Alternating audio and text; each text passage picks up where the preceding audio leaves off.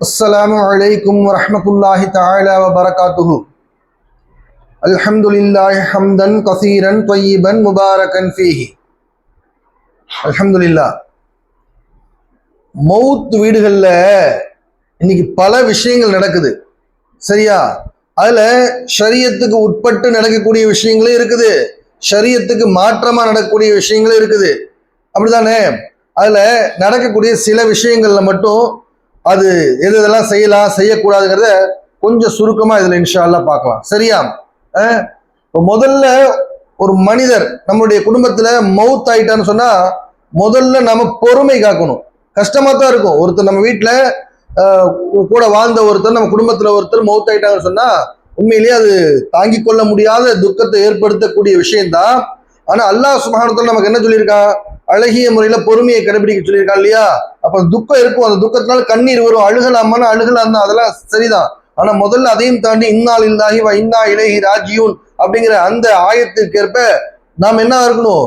முதல்ல பொறுமையா இருக்கணும். ஏன்? சகலமும் அல்லாஹ்விடத்திலிருந்தே வந்தது, அல்லாஹ்விற்கே சொந்தமானதாக இருக்கிறது. இன்னா லில்லாஹின்னா என்ன அர்த்தம்? நாம் அனைவரும் நிச்சயமாக அல்லாஹ்விற்கே சொந்தமானவர்கள். இன்னா இலைஹி ராஜியூன், அவனிடமே நாம் மீள திரும்ப செல்லக்கூடியவர்களா இருக்கிறோம். அப்படிங்கும் போது எல்லாமே அவனுக்கு சொந்தமானதானே. அப்ப நம்முடைய குடும்பத்திலிருந்து ஒருத்தர் இறந்திருந்தாலும் மௌத்தாயிருந்தாலும் யார் தான்? அவரும் அல்லாஹ்விற்கு சொந்தமானவர் தான். அப்ப அந்த அடிப்படையில நம்ம பொறுமை காக்கணும். அல்லாஹ் அந்த சூரத்துல் பக்ரால சொல்லுவான் இல்லையா, உங்களுடைய எல்லா வகையிலும் சோதிப்பேன் அப்படிங்கிறப்ப அதுல யார் பொறுமையோடு இருக்காங்க அவங்களுக்கு சுப செய்தி உண்டுன்னு சொல்லியிருப்பான். அதுல உயிர்கள்ல நஷ்டம் ஏற்படுகிற இழப்புகள் ஏற்படுவதை கொண்டு சோதிப்பேன் நல்லா சொல்லியிருக்கான். சரியா? இது சம்பவம் தனி பாடமே நம்ம போட்டு நினைக்கிறேன். இன்னா லில்லாஹி வ இன்னா இலைஹி ராஜிஊன் சம்பந்தமா ஒரு பாடமே இருக்கும், வேணுங்கிறவங்க பார்த்துக்கலாம் அதுல. சரியா? மறுபடியும் ரீகால் பண்ணணும்னா நீங்க என்ன பண்ணுங்க, அதை எடுத்து அதை பாருங்க. சரி, இப்ப நம்ம என்ன பண்ணோம்? மௌத் ஆகியாச்சு. ஒரு மனிதர் மௌத் ஆயிட்டார் நம்ம குடும்பத்துல இல்ல வேற எங்கேயோ. அவரு ஃபர்ஸ்ட் சபர் பொறுமையில் இருக்கணும். ஏன்னா நிதானமா இருந்தா தான் எந்த ஒரு காரியத்தையும் தெளிவா செய்ய முடியும். அல் அனாத்து மினல்லாஹி வல் அஜலத்து மினஷ் ஷைத்தானி. நிதானம் அல்லாஹ்வுடைய குணமாக இருக்குது, அவசரம் ஷைத்தானுடைய குணமாக இருக்கிறது. அப்ப அது நிதானத்தில் தான் நீங்க என்ன பண்ண முடியும்? எந்த ஒரு காரியத்தையும் தெளிவா செய்ய முடியும். அப்ப முதல்ல ஒரு மனிதர் மௌத் ஆயிட்டான்னு சொன்னா முதல்ல என்ன பண்ணுங்க, அவருக்கு ரூஹு போற நேரத்துல என்ன ஏற்படும்? ஸ்கலிதமாகும், யூரின் பாஸ் ஆயிரும், மலஜலங்கள் வெளியாயிரும். சரியா? அப்ப மலஜலம் வெளியாயிரும், சிலருக்கு விந்து துளிகளும் வெளியாயிரும். அப்போ இது போல இருக்கும்போது முதல்ல இந்த அசுத்தங்களோட அந்த மையத்தை வச்சிருக்க கூடாது.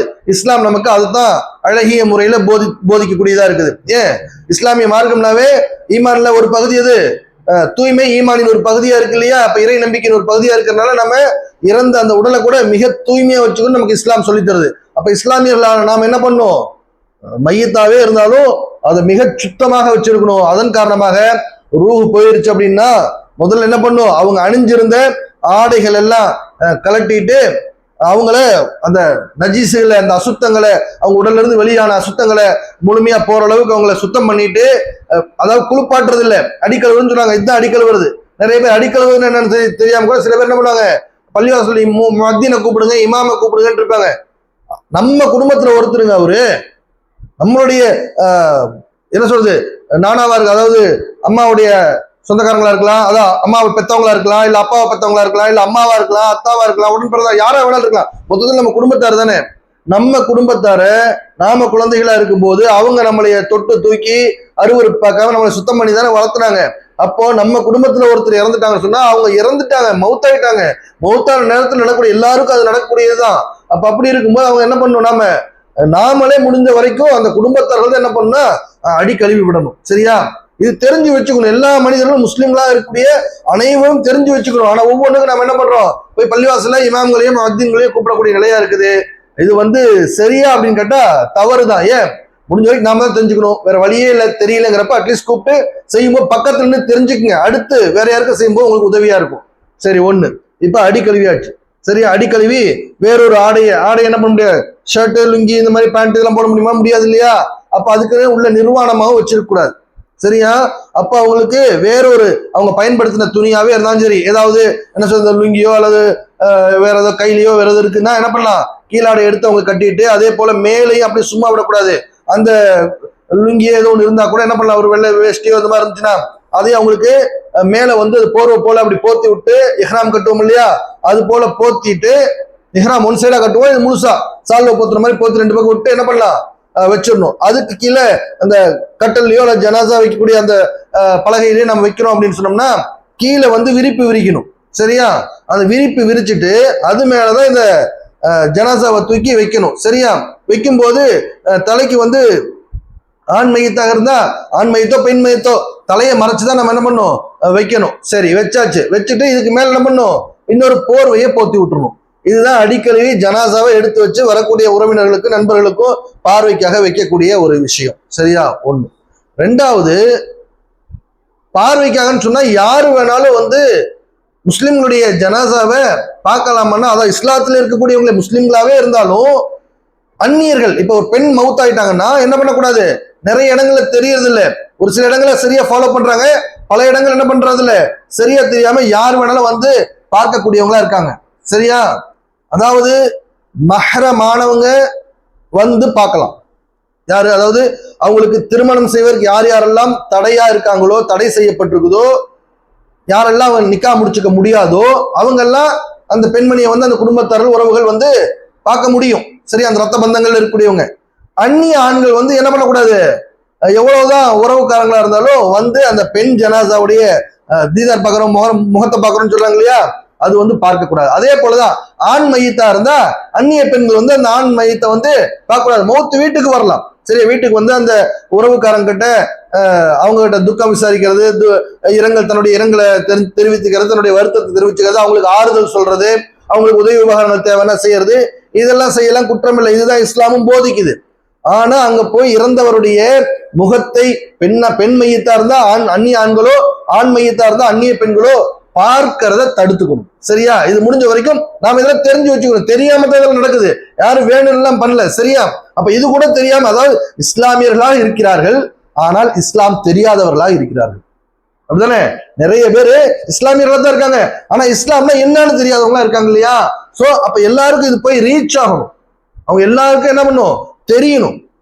அப்ப தெரியாம வந்து தெரியாம துனியா விட்டு அவங்க போயிட்டாங்கன்னு சொன்னா நாளைக்கு இது தெரிஞ்சு வச்சிருக்க எல்லாரும் மேலேயும் கடமை அவங்களுக்கு சொல்லி தராம இருந்து குற்றமாயிடும். சரியா? அந்த அடிப்படையில் நம்ம என்ன பண்ணணும், இத சொல்லணும். அதனால அவங்களுக்கு என்ன பண்றோம், கஃபன், அதாவது அந்த துணியை போட்டு அவங்களுக்கு துணியை மாத்தி பண்ணி அடிக்கழுவி வச்சாச்சு.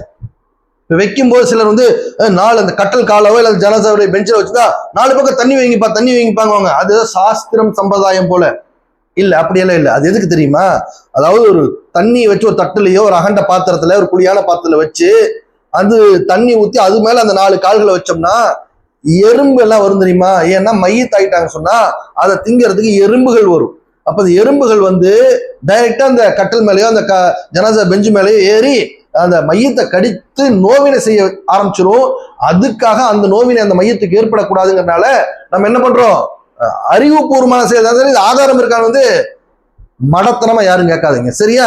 ஏன்னா அடிக்கடி சொல்றேன், கல்வி ஒரு இறை நம்பிக்கையாளுடைய தொலைந்து விட்ட கை தவற விட்ட கைப்பொருள். அவர் அதை எங்கு கண்டாலும் எடுத்துக்கலாம், யாருக்கு இருந்தாலும் எடுத்துக்கலாம். ஒரு மாற்று மத சகோதரத்தில் அறிவு இருந்தாலும் கற்றுக்கொள்ள சொல்லி இஸ்லாம் சொல்லுது, நபி ஸல்லல்லாஹு அலைஹி வஸல்லம் அவங்க சொல்லியிருக்காங்க. ஆனா இஸ்லாமியர்கள் இன்னைக்கு சில பேர், எல்லாரும் இல்ல, சில பேர் இதுக்குன்னே வரைஞ்சு கட்டி என்ன பண்றாங்க, சப்ப கட்டு கட்டிட்டு ஆதார் இருக்கான்னு கேட்டு அவங்களும் வழிகேட்டுல போய் மற்ற பொதுமக்கள் எல்லாத்தையும் வழிகேட்டுல ஆக்குறதுக்கு முயற்சிகளும் மூளைச்செலவும் செய்யறாங்க. நாம தான் தெளிவா இருக்கணும். அல்லாஹ் அந்த மாதிரி முசீபத் பிடித்தவர்கிட்ட இருந்து அல்லாஹ் நம்மளையும் நம்மளுடைய சமுதாயத்தையும் காப்பாற்றணும். சரியா? ஹைர், அல்ஹம்துலில்லாஹ். இப்ப விஷயத்துக்கு வந்துருவோம். இப்ப இந்த 4 தட்டுல வைக்கிறது, தண்ணி வைக்கிறதுக்கு காரணம் என்ன, அதுல எறும்பு ஏறாம இருக்கிறதுக்கு. உடனே என்ன பண்ணுவாங்க, ஃப்ரீசர் பாக்ஸ்ல வச்சா எறும்பு வராது, ஏழைகளால ஃப்ரீசர் பாக்ஸ் எல்லாம் வாங்க முடியாது பாபா. சரியா? அப்ப அப்படி இருக்கும்போது என்ன பண்ணுவாங்க, இப்படி வைக்கக்கூடியவங்க இருக்காங்க இல்லையா, சோ அவங்களுக்காக தான் இது. சோ ஏன்னா ஊருக்குள்ள உலகத்துல நடக்கூடிய சமூகத்துல நடக்கூடிய எல்லா அனாச்சாரத்தையும் எல்லாமே நீங்க போய் நேரடியா எல்லாம் பார்க்க முடியாது இல்லையா? எல்லா உங்க பகுதியில் இருக்க நீங்க பாப்பீங்க, வேற பகுதியில் இருக்கிறது தெரியாதுல்ல. அப்ப அவங்க பகுதியில் இருக்கிறது தான் அவங்களுக்கு தெரியும். சோ அந்த அடிப்படையில நான் பார்த்த வகையில, என்னுடைய மாணவர்கள் பார்த்து சொன்ன அவங்களுடைய அனுபவத்தின் வகையில எதெல்லாம் தவறா நடக்குதோ, எதெல்லாம் செய்யக்கூடாத காரியங்கள் நடக்குதோ அதற்கான ஒரு சிறு விளக்கமா தான் சொல்லிட்டு இருக்கோம். சோ அந்த அடிப்படையில் என்ன பண்ணப்பட்டிருக்கு, இந்த 4 பாத்திரங்களை தண்ணி வைக்கிறது எறும்புகள் ஏறாம இருக்கிறதுக்காக தான். சரி, அடுத்து மூத்தா போனா ஊதுபத்தி வைக்கணுமா, ஊதுபத்தி எல்லாம் வைக்கணும்னு எந்த ஹதீஸ்லயும் இல்ல, எந்த குரான்லயும் இல்ல. பொதுவா உயிர் பிரதேசம்னா என்ன ஆகும், அந்த மையத்திலிருந்து துர்வாடை வர ஆரம்பிச்சோம் இல்லையா, சொல்லும் இல்லையா, போன நாத்தம் சொல்லுவாங்க இல்லையா. அப்ப அப்படி இருக்கும்போது அந்த வாடை வரக்கூடிய மக்களுக்கு, பார்வை வந்து பார்த்துட்டு போறவங்களுக்கு இடைஞ்சலா இருக்கக்கூடாது. சரிதானே? அப்ப அந்த இடத்த நறுமணமாக்குறதுக்காக நீங்க எந்த வேணாலும் பயன்படுத்துங்க, தப்பில்லை. ஊதுபத்தியே வைக்கணும்னு அவசியம் இல்லை, அந்த இடத்த நறுமணமா வச்சுக்கணும். அப்ப நறுமணமா வச்சுக்கிறது ஏழைகள் இருக்கக்கூடிய என்னவா தான் இருக்கும், பெரும்பாலும் குறைந்த செலவில் நறுமணத்துக்கு ஊதுபத்தி தானே வாங்க முடியும், சாம்பிராணியை தானே வாங்க முடியும். ஸோ அதுக்காக என்ன பண்ணுவாங்க, அங்க ஊதுபத்தி வைப்பாங்க. இந்த ஊதுபத்தி சில பேர் அரிசியில தான் வைக்கணும்னு சொல்றாங்களாமா. அப்படி எல்லாம் கிடையாது. ஊதுபத்தி அந்த இடத்துல வைக்கிறது ஸ்டாண்ட் இல்லாம இருக்கும். அதனால என்ன பண்ணிருப்பாங்க, ஒரு டம்ளர்லயோ ஒரு பாத்திரத்திலயோ அரிசியை கொட்டி அதுல ஊதுபத்தி குத்தி வச்சிருப்பாங்க. சரியா? சில வாழைப்பழத்துல ஊதுபத்தி குத்தி வைப்பாங்கல்ல, அதுக்காக ஒரு உபகரணமாக பயன்படுத்தப்பட்ட ஒரு டூல் தான் இந்த அரிசி கப்பு. அதுக்காக அரிசி தலைமாட்டில் வைக்கணும்னு சொல்லிட்டு தப்பா விளங்கி இருக்கிறது மிகப்பெரிய தவறு. அப்படி இல்லை. சரியா? ஊதுபத்தி நீங்க எதுல வேணாலும் வைக்கலாங்க. ஊதுபத்தி ஸ்டாண்ட் இருந்தா ஊதுபத்தி ஸ்டாண்ட்லயே வச்சுங்க, இல்லாட்டி அரிசியில தான் வைக்கணும், சிலர் உப்புல தான் வைக்கணும்லாம் சொல்றாங்களாமா. அப்படி இஸ்லாத்தில் கிடையாது. சரியா? அச்சா, இப்போ இந்த ஜனாசாவை எப்படி படுக்க வைக்கணுங்கிறது கூட சில பேருக்கு தெரியாம வச்சிருக்காங்க. ஏன்னு சொன்னா அவங்க என்ன சொல்றது, வடக்கு தெற்காக படுக்க வச்சிருக்காங்க ஒரு ஜனாசாவை. அப்ப கிப்லாவின் பக்கம் தான் ஜனாசாவை கால் நீட்டி போட்டிருக்கணும் கூட அவங்களுக்கு தெரியல.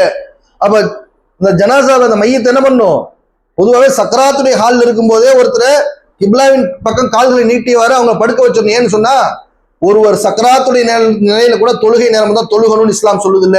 எப்படி? இஷாரா தொழுகை, ஜாடையிலேயே தொழுகை, சைக்கினையால தொழுகணும். அப்போ தொழுகைக்கு கிப்லாவை முன்னோக்கி இருக்கணும். அவருக்கு மட்டும்தான், அந்த நிலையில் இருக்கக்கூடிய மனிதருக்கு மட்டும்தான், அது சக்கராத் உயிர் பிரியக்கூடிய நிலையில் இருக்கிறவங்க தான் கிப்லாவின் பக்கமாக கால்களை நீட்டி படுத்துக்கொண்டு தொழுகைக்கு அனுமதி உண்டு. சரியா? அப்பவே நம்ம போட்டுரும். மௌத்தா போனதுக்கு ரூஹ் போனதுக்கு அப்புறம் அவர் கிப்லாவை நோக்கியவரா தான் என்ன பண்ணும், முன்னோக்கியவராக படுத்திருக்கும் போது முன்னோக்கு கால் அந்த பக்கம் தான் நீட்டி ஆகணும். அப்ப அவர் நம்ம என்ன பண்ணுவோம், கால்களை கிப்லாவின் பக்கமாக நீட்டி படுக்க வச்சிருக்கணும். சரியா? சரி, ஹைர். இப்போ அந்த ஜனாசா வச்சாச்சு. இப்ப சுத்தி உட்காந்து என்ன பண்ணணும், பூர்ணாயம் பேசணும். அப்படித்தானே? அதுதான் மகா தவறு. அந்த இடத்துல உட்காந்து துனியாவுடைய விஷயங்கள் பேசுறது மாதிரி ஒரு கொடுமையான செயல், தவறான செயல், ஒரு மனத்தனத்தின் உச்சமான செயல் எதுவும் இருக்காது. ஏன்னா கண்ணு முன்னாடி ஒருத்தர் உயிர் பிரிஞ்சு கிடக்குறாரு. நாளைக்கு அந்த நிலைமை நம்ம எல்லாருக்கும் வரும். குல்லு நஃப்ஸுன் தாயிகத்துல் மௌத், ஒவ்வொரு ஆன்மாவும் மரணத்தை சுவைத்து தீர வேண்டும் அல்லவா? அப்படி இருக்கும்போது அந்த நினைவு தான் வரணும், மறுமையின் சிந்தனை வரணும், மௌத்துடைய நிலை ஞாபகத்துக்கு வரணும், சக்கராத்துடைய நிலை ஞாபகத்துக்கு வரணும், கபருடைய வாழ்க்கையினுடைய நிலை ஞாபகத்துக்கு வரணும். இப்படி மறுமை பற்ற சிந்தனை ஒரு மனுஷனுக்கு வந்துச்சுன்னா அந்த இடத்துல அவன் வந்து துனியாவுடைய விஷயங்கள் பேசுவானா, சிரிச்சு கும்மாளம் அடிப்பானா? ஆனா எல்லா ஊர் பலாபத்தும் அங்கதான் பேசப்படுது. இது தவறு, செய்யக்கூடாது. என்ன பண்ணும், மௌத்தாகிவிட்ட அந்த மனிதருக்கு, இறந்து விட்ட அந்த மனிதருக்கு அவருடைய பாவ மன்னிப்பிற்காக, மகஃபிரத்திற்காக துவாக்கள் செய்யணும். அதிகமா என்ன பண்ணலாம், குரான் ஷெரீஃப்களை ஓதலாம், இல்ல என்னென்ன சூறாக்கள் தெரியுமோ அதை ஓதி, இல்ல திக்ரு திலாவத்தும் சரி, இதனுடைய நன்மைகளை நம்ம என்ன பண்ணலாம், அவருக்கு ஹதியா செய்யலாம், அன்பளிப்பு செய்யலாம். அதுதான் அவருக்கு கொண்டு போக முடியும். அவர் செஞ்ச அமல்கள் தான் அவருடைய கபருக்கு போகும், மறுமைக்கு வரும். அந்த அடிப்படையில் நமக்கு ஒரு உபகாரம் செய்யணும்னா என்ன பண்ணலாம், அவருக்கு போய் மாலையை போடுறதோ, பூக்களை வாங்கிட்டு வந்து அவர் மேல போடுறதோ, இது அவருக்கு பலன் தராது.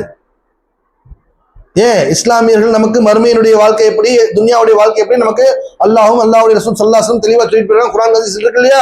அப்ப அந்த அடிப்படையில் நமக்கு மறுமை வாழ்க்கை தான் முக்கியம். மறுமை வாழ்க்கைக்கு நன்மைகள் முக்கியம். அந்த நன்மை தான் போய் சேரும். அப்போ இறந்து விட்ட நம்முடைய குடும்பத்தார்களுக்கு, நண்பர்களுக்கு என்ன பண்ணலாம், நம்ம ஓதி அதனுடைய நன்மைகளை, யா அல்லாஹ் இந்த நன்மைகள் நான் அவருக்கு ஹதியா செய்கிறேன், அன்பளிப்பு செய்கிறேன், அவருக்கு அந்த நன்மைகளை நீ வழங்கி அவருடைய பாவங்களை மன்னித்து அவருக்கு மகஃபிரத்தை வழங்கி அவருக்கு சுவனபதியாக ஜன்னத்துல் ஃபிர்தௌஸை வழங்கி அருள் புரிவாயாகன்னு அவங்களுக்கு தெரிஞ்ச மாதிரி என்ன பண்ணுங்க, தாய்மொழியிலே துவா செய்யுங்க, இது செய்யுங்க, தப்பில்லை. சரியா? அப்படித்தானே? அடுத்து அப்ப அழுகவே கூடாதா அப்படின்னா அழுகலாம். எப்படி அழுகலாம்? எப்படி? கத்தி கதறி கூப்பாடு போட்டு அப்படி அழுகலாமான்னு இல்லை. நீங்க அழுகுங்க, மெல்லிய சப்தம் வரலாம், தப்பில்லை. கண்ணீர் வரலாம், ஏன்னா துக்கம் அதிகமா இருக்கும். அது குடும்பத்துல ஒருத்தர் நம்ம கூடவே வாழ்ந்தவங்க, நம்மளை வளர்த்துறவங்க, இல்ல நாம வளர்த்துனவங்க அப்படிங்கிறப்போ என்ன ஆகும், ரொம்ப மனசுல பாரம் இருக்கும், வலிக்கத்தான் செய்யும். அதனால நீங்க அழுகலாம், தன்னுடைய துக்கத்தை வெளிப்படுத்த இஸ்லாம் அனுமதிக்குது. ஆனால் என்ன பண்ணக்கூடாது, ஒப்பாரி வைப்பதை இஸ்லாம் தடை செய்திருக்கிறது. ஒப்பாரி வைக்க கூடாது. அதே போல நெஞ்சு அடிச்சுக்கிட்டு அழுகக்கூடாது. தன்னுடைய ஆடைகளை கிழித்து கொண்டு அழுகக்கூடாது. சொல்லி காட்டி அழுகக்கூடாது. நீ இருந்தா அப்படி எதெல்லாம் செஞ்சியே, இன்னைக்கு போயிட்டியே, எனக்கு யாரு செய்வா, இப்படிலாம் சொல்லுவாங்க இல்லையா?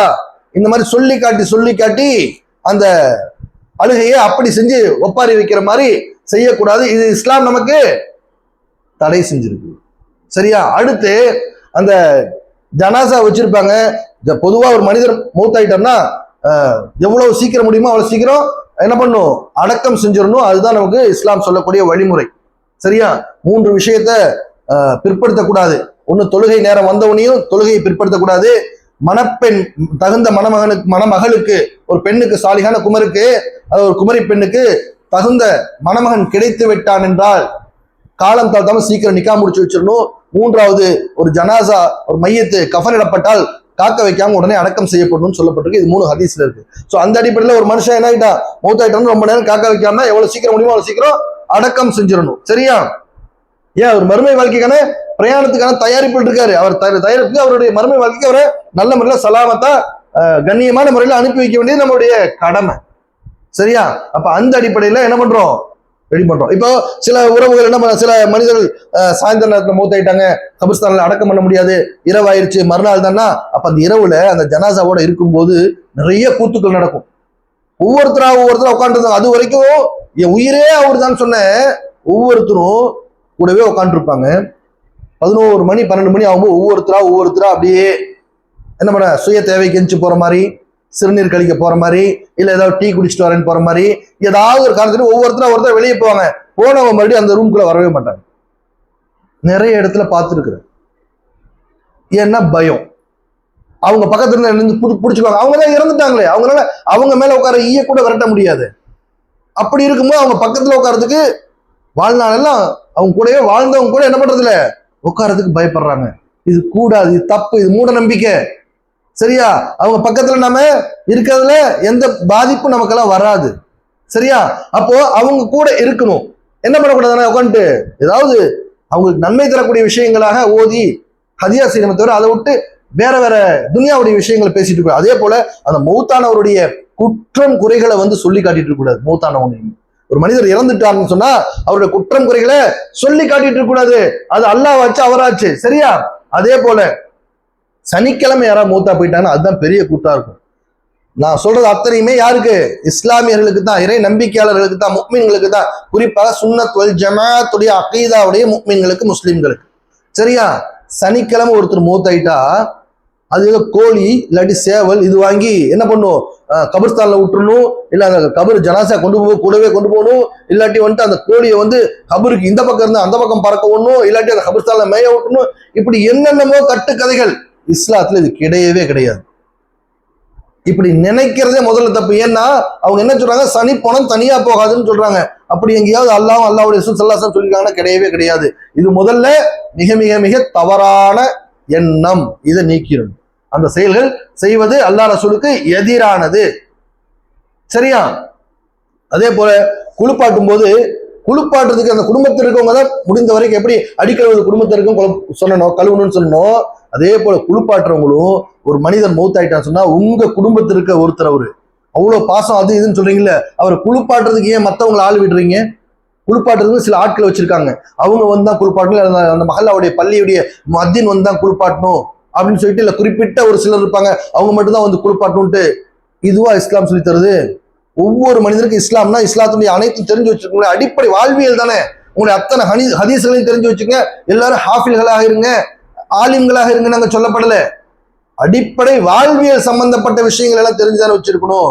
உங்களுடைய குடும்பத்துல ஒருத்தர் மூத்தாயிட்டோம்னா அவரை குளிப்பாட்டுறது கூட சங்கடப்பட்டா, வருத்தப்பட்டா, இல்ல அருவருப்பட்டா எப்படி? இதுவா அவங்க மேல நீங்க வச்சிருக்க பாசம்? இதுவா உங்களுக்கு இஸ்லாம் சொல்லி கொடுக்குது? அப்ப முடிஞ்ச வரைக்கும் என்ன பண்ணும், நீங்களே குளிப்பாட்டணும். குளிப்பாட்டுற வேற வழி எங்களுக்கு தெரியலன்னா அட்லீஸ்ட் என்ன பண்ணுங்க, இனிமேலாவது குளிப்பாட்டுற வந்தாலும் பக்கத்துல போய் நின்று அதை கத்துக்கிட்டு அடுத்த முறை நீங்க செய்யுங்க, உங்க நண்பர்கள் உறவுகளுக்கு செய்யுங்க. சரியா? அப்ப இந்த குளிப்பாட்டுறோம். அதே போல கஃன் துணி கிழிக்க தெரியுது. கஃன் துணி கிழிக்கணும்னா இமாம்கிட்ட தான் கொடுக்கணும், இல்லாட்டி முஅத்தின்கிட்ட தான் கொடுக்கணும், இல்லாட்டி குளிப்பாட்டுறவங்க தான் கொடுக்கணும். சில பேர் குளிப்பாட்டுறவங்க கிழிக்க தெரியாது, வேற யார்ட்டே கொடுத்து கிழிக்க சொல்லுவாங்க. அப்ப கஃன் துணி கூட கிழிக்க தெரியல. ஆணுக்கு 5 ஆடை, பெண்ணுக்கு 3 ஆடை, அவ்வளவு. பெண்ணுக்கு 6 ஆடை. ஆணுக்கு 5 ஆடைகள் கஃன் துணியில, பெண்ணுக்கு 6 ஆடை, 6 ஆடைகள். என்னன்னா முதலாவது 2 போர்வை. யாரு கஃன் துணி கிழிக்கிறது ரொம்ப லேசு. ஒரு மனிதர் மௌத்தாயிட்டான்னு சொன்னா அவருடைய மையத்தை ஜனாசா படுக்க வச்சிருப்பாங்கல்ல, மையத்தை ஒரு நீல சரடு கயிறு ஏதோ ஒன்று எடுத்துக்கங்க, அதுல ஒரு பக்கம் ஒரு முடிச்ச போடுங்க. அந்த முடிச்சு அவருடைய தலைமாட்டிலிருந்து ஒரு 2 அங்குலம் வெளியே எடுத்துக்குங்க. அது வந்து அவருடைய கால் கட்டை வரைக்கும் எடுத்து அதுல இருந்து ஒரு 2 அங்குலம் வெளியே வச்சு அங்க ஒரு முடிச்சு போட்டுங்க. இப்ப ஜனாசாவுடைய மையத்திலிருந்து ஒரு 4 இன்ச் எச்சா கிடைச்சிருச்சா? இதுதான் அவருடைய அளவு. இப்ப கஃன் துணின்னு போய் கேட்டீங்கன்னா ஆணுக்கு 11 மீட்டரும் பெண்ணுக்கு 13 மீட்டரும் தருவாங்க. அது இல்லாம எக்ஸ்ட்ரா காடா துணி ஏதாவது துடைக்கிறதுக்கெல்லாம் தருவாங்க இல்லையா, அதெல்லாம் வாங்கிட்டு வந்துருங்க. இப்ப இந்த அளந்தீங்க இல்ல, இந்த அளந்ததுல இருந்து அந்த முடிச்சு அந்த மாதிரி வச்சு முடிச்சுக்கு இந்த பக்கம் ஒரு ஜான், முடிச்சுக்கு அந்த பக்கம் ஒரு ஜான் வச்சு ஒரு கிளிங்க. இது கீழே இருக்கிற போர்வை. அதே மாதிரி இன்னொரு துணி அதே சைஸ்ல மறுபடியும் அளவு வச்சு அதே கிழிச்சிங்க. அது கீழே விரிக்கிற விரிப்பு ஒண்ணு, மேல போத்துற போர்வை ஒண்ணு, 2 ஆச்சா? அடுத்து அவருக்கு கீழ் ஆடை லுங்கி மாதிரி, அதுக்கு எவ்வளவு தேவை நமக்கு தெரியும் இல்லையா, அந்த அளவுக்கு ஒரு 1.5-2 மீட்டர் அளவுக்கு உண்டானது கிழிச்சுக்குங்க. அடுத்து அதே மாதிரி அவருடைய ஜிப்பாவுடைய ஹைட் எவ்வளவுன்னு தெரியுங்களா, ஒரு அவங்க சைஸ், அவங்க யார் அந்த ஜனாசாவுடைய அந்த மையத்துடைய உடல் நீளத்துக்கு தகுந்த மாதிரி நமக்கு தெரியும் இல்லையா, அப்ப அதுக்கு தகுந்த மாதிரி என்ன பண்ணுங்க, ஜிப்பா சைஸ்ல, அதாவது தோள்பட்டையில இருந்து முழங்கால் வரைக்கும், இடுப்பு வரைக்கும் போட்டக்கூடாது, முழங்கால் வரைக்கும் ஜிப்பா சைஸுக்கு என்ன பண்ணுங்க, அதை அளந்து வச்சு நம்ம என்ன பண்ணலாம், அந்த துணியை ரட்டையா போட்டு கழுத்து பகுதியை வெட்டிருங்க, அப்படி ரவுண்டா கத்திரிக்கோள், அவ்வளவுதான், வேற ஒண்ணுமே பண்ண தேவையில்லை. இந்த நெஞ்சு பகுதிக்கிட்ட ஜிப்பால் எல்லாம் ஓப்பன் வருது இல்லையா, அது போல நீங்க என்ன பண்ண, கத்திரிக்கோள்ல கொஞ்சம் தூரத்துக்கு ஒரு ஜான் அல்லது ஒரு ஜானோட கொஞ்சம் பெருசா கிழிச்சு விட்டீங்கன்னா போதும், தலை உள்ள போறதுக்காக, ஈஸியா போறதுக்காக. சரியா? எத்தனையாச்சு? 4 ஆச்சா? ஆணாக இருந்தால் ஷிம்லா தலப்பா கட்டுறதுக்கு தலப்பா ஒண்ணு, சரியா, தொப்பி போட்டு அது மேல தலப்பா கட்டுறதுக்கு 5 துணி. பெண்ணாக இருந்தால் இதே தான், எக்ஸ்ட்ரா என்ன பண்ணா மார்க்கச்சைக்கு ஒரு துணி தனியா கிழிக்கணும். இதுதான் கஃன் துணி கிழிக்கிறது. இவ்வளவுதான். இது கூட இன்னும் தெரியாம இஸ்லாமியர்கள் நிறைய பேர் இருக்காங்க. சரியா? இப்ப இது பல பேருக்கு இதையே என்ன சொல்றது, இதன் மூலம் வருமானம் பார்க்கணும்னு நினைக்கிறவங்களுக்கு இப்ப நான் இதெல்லாம் சொல்றது, எல்லாரும் தெரிஞ்சுட்டா எப்படி, எல்லாரும் நினைக்க மாட்டாங்க அப்படி. ஏன்னா உண்மையிலேயே அவங்களுக்கு தீனுடைய விளக்கம் இருந்துச்சுன்னா இது எல்லாரும் தெரிஞ்சிருக்க வேண்டிய ஒண்ணுன்னு விளங்கி அவங்க அல்ஹம்துலில்லாஹ் சொல்லணும். அதையும் தாண்டி இதுல எனக்கு வருமானம் போகுதுன்னு யாரும் நினைச்சாருன்னா அவருக்கே இன்னும் இஸ்லாம்னா என்னன்னு தெரியல தான் இருக்கும். அல்லாஹ் அவருக்கும் விளங்குறதுக்கு தௌஃபீக் செய்யும். சரி, அப்படித்தானே? ஏன்னா இது யாருடைய அறியாமையை வச்சு அது என்ன பண்ணிடக்கூடாது, அதை காசாக்க கூடாது. ஒரு மனிதனுடைய அறியாமையை இன்னொரு மனிதன் பயன்படுத்த இருக்கக்கூடிய ஆக பெரும் கொடுமைகளே, பாவத்திலே பெரிய பாவம் இதுதான். சரியா? ஒரு மனிதனுடைய அறியாமையை இன்னொரு மனிதன் பயன்படுத்துவது ஆகப்பெரிய கொடும் செயல், பெரும் பாவம். இது உடனே ஹதீஸ்ல இருக்கான்னு வந்துட்டு இருக்காதீங்க. சரியா? ஹதீஸ்ல இந்த மாதிரி நேரடியா இருக்காது, இது சம்பந்தமாக வேறு வகையில சொல்லப்பட்டிருக்கும், குர்ஆன்லயும் சொல்லப்பட்டிருக்கும். சரியா? இப்ப இந்த அடிப்படையில கஃன் கிழிச்சாச்சு. இப்ப தீதார் முதல்ல சொல்லிட்டேன், தீதார் என்ன பண்ணக்கூடாது, மறுபடியும் கஃன் மட்டும் கடைசியா ஜனாதா தூக்கும் போது தீதார் பக்கத்துல வந்து நிற்பாங்க. அப்பயும் அதே தான். ஆண் மையத்தா இருந்தா பெண்கள், அந்நிய பெண்கள் பார்க்க கூடாது, குடும்பத்தில் இருக்க பெண்கள் பார்த்துக்கலாம்.